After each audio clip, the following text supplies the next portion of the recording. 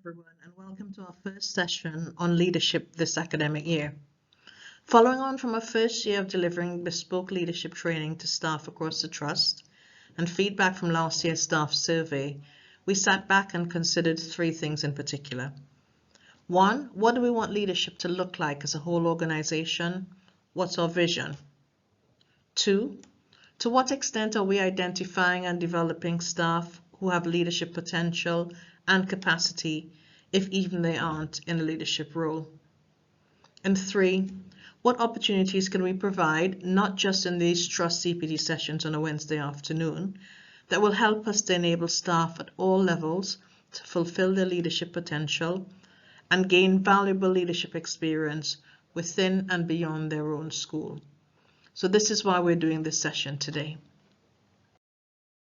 So our three objectives today are to outline the Trust's vision for leadership and the development of leaders, to share proposed opportunities for leadership development across the Trust, and to gather information that will inform the programme for leadership development.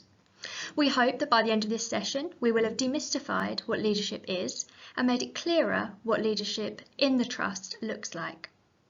We hope that you will see your own leadership potential, strengths and areas for development in the principles that we will share later on in the session. And we hope that you'll be eager to take on some of the exciting opportunities that will be on offer to you to make you a well-rounded leader, whatever your role. We strongly believe that there's leadership capacity and potential at every level in our organisation, whether you're an ECT or someone who has never held a formal leadership role, or you're a current middle or senior leader. In this table, we outline the different principles and purposes that apply to the formal roles of leaders, managers, and practitioners.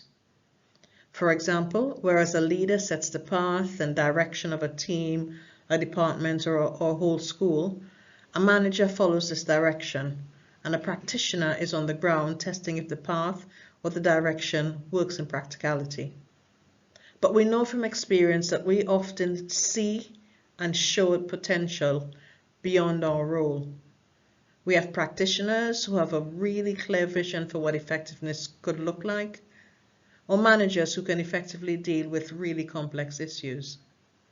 This also illustrates the difference between those who feel most comfortable doing things or following instructions versus those who are strategically deciding what right courses of action are. The graphic on your screen illustrates the 5 strands of the CLP 5-year strategy.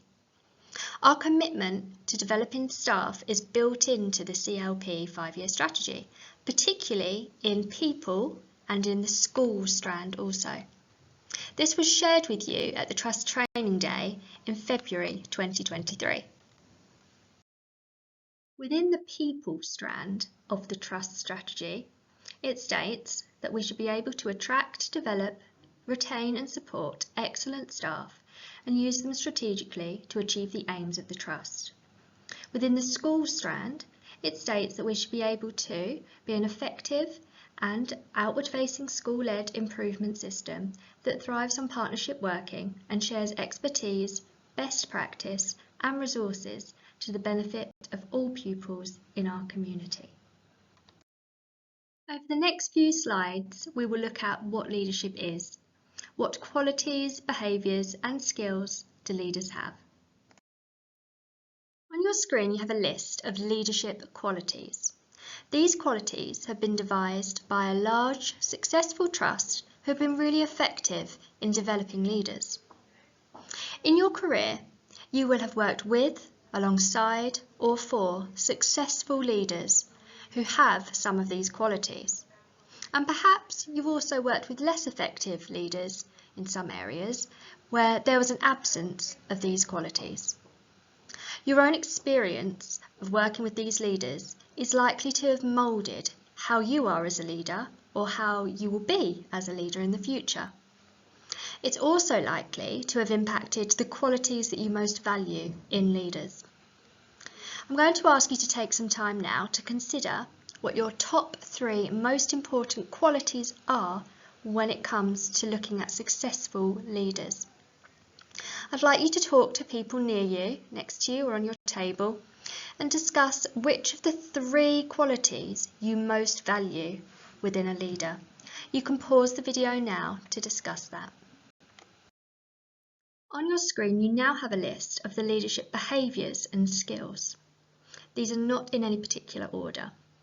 It is likely that you will have referenced some of these behaviours and skills as you had your discussions about leadership qualities. For example, the leadership quality of openness is likely to be more effective when it's coupled with emotional intelligence and empathy, and without that, it could lead to conflict. And finally, we have leadership knowledge. This list is not exhaustive, but contains some of the core knowledge that would enable a leader to be effective. We would now like to outline some guiding principles for what we see leadership as in our family of schools. This first principle talks about one's ability to see the big picture and not just the detail. It's about thinking long term and not just in the moment, and ways to benefit as many people as possible and not always the few. The best leaders can not only handle the operational duties of the day, but are also skilled in keeping that strategic hat on.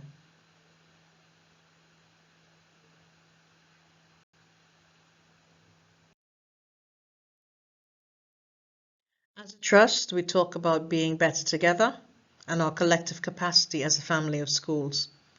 A large part of our success is that we share the responsibility and accountability for our pupils beyond our own school. It isn't about individuals, it's about teamwork and the combined strengths of a group of people who are willing to lead.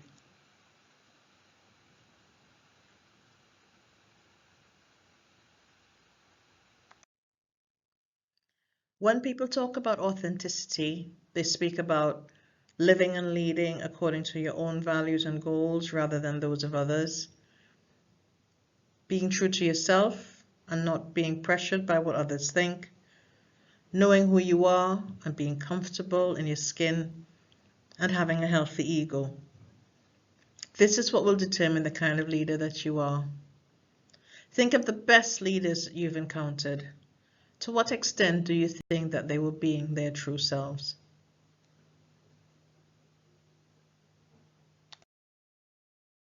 The best leaders are always striving to do and be better, and aim to transform and improve until they achieve the best outcome. This is a mindset that ensures that there's no complacency and that high expectations are always in place. They're also creative and innovative in their strategies to problem solve and make things better.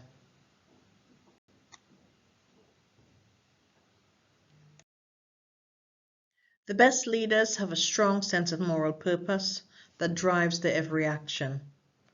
This starts with a heart for children and young people and a desire for them to have the very best. But it also dictates how they lead others on a day-to-day basis and the decisions that they make.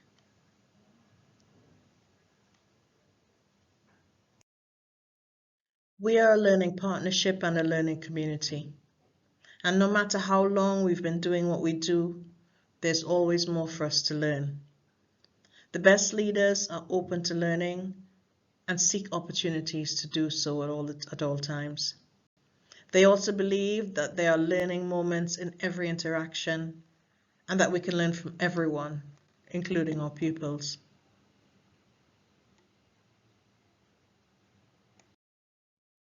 Last but not least, leadership is based on a foundation of positive, healthy, productive, genuine relationships. The best leaders embody and model this in every interaction. These 7 principles are the benchmark for us as leaders within the Chelmsford Learning Partnership, and we aspire to model these in our everyday work. So that brings us to our CLP leadership ambition. Our ambition is to grow the best leaders who are highly skilled so that we have the best schools and our pupils get the best education possible, and to invest in the leaders of the future. This is not a short-term goal, but instead a long-term vision.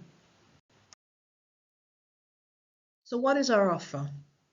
Similar to how we plan for our pupils' experiences throughout their school journey, what experiences would we like our staff to have across the trust while they're with us, whether they're new to the profession or have a range of experience and expertise to share? These are some of the opportunities that we would like the majority of our staff to experience on their leadership journey. We will be working with your head teachers to determine how to make this happen over time. We will want staff to keep a record of these opportunities so that we can celebrate your contribution and your skills at events such as our training day every year. I'd like to highlight in particular our Directory of Excellence or talent pool, which we've already started to compile. Please pause here to consider the details on this slide, and remember that these are not just opportunities for staff in leadership roles. So this is our leadership commitment to you all, to ensure that as a member of CLP staff, you are recognised and seen for what you have to offer, you are developed so that you can be your best, and that you are given opportunities to use your skills. In order to achieve these aims, we need to know a little bit more about you. So we have a task for you this afternoon. Please use the link provided by your head teacher to answer the questions provided so that you can give us an idea of how we can support your career development. We'd like for this task to be completed by the end of today's session, and thank you in advance for your responses. Over to you.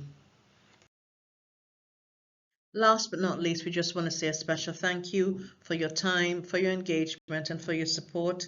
We look forward to working with your schools to be able to support you on the next phase of your journey. Thank you.